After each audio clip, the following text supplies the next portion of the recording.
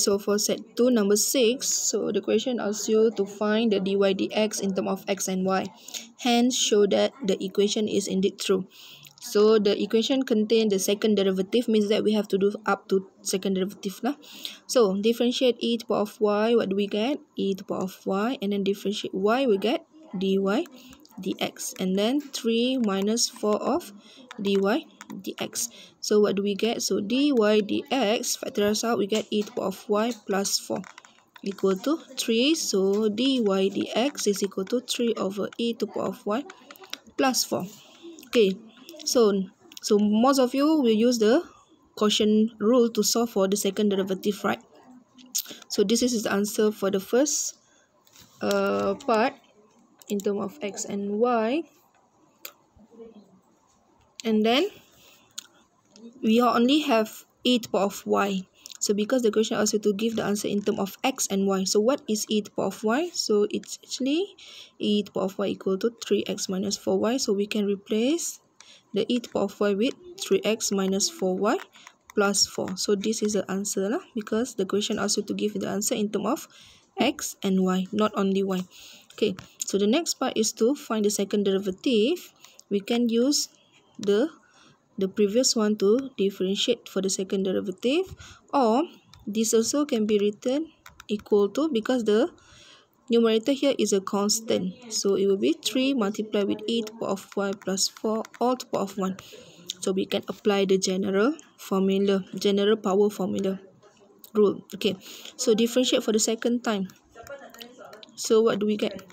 3 of e to the power of y plus 4, and then negative. So we are multiplying negative in front of it, negative 1. So the power will be negative 2. And then differentiate e to the power of y plus 4, it will be e to the power of y dy dx.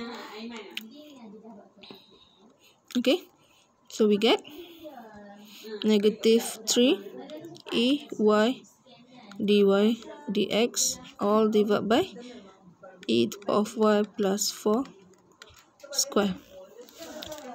Okay, so do we need to substitute the dy dx? No, because they didn't ask you to give the dy dx squared. They asked you to show that the equation is indeed true. So what do we have in the equation? So we have 3x minus 4y plus 4, and then all squared dy dx squared, which is we can replace by negative 3 e to the power of y dy dx divided by e to the power of y plus 4 square. So this is left hand side, and then plus with 3 of 3x minus 4y of dy dx. Okay, so what is 3x minus 4y? 3x minus 4y is e to the power of y. So e to the power of y plus 4 square, negative 3 ey dy dx all divided by ey plus 4 square, right? And then this one 3x minus 4y also is e to the power of y dy dx. So this one we can be cancel out.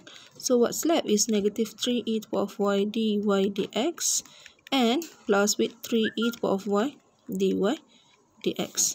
So it is equal to 0. Sure.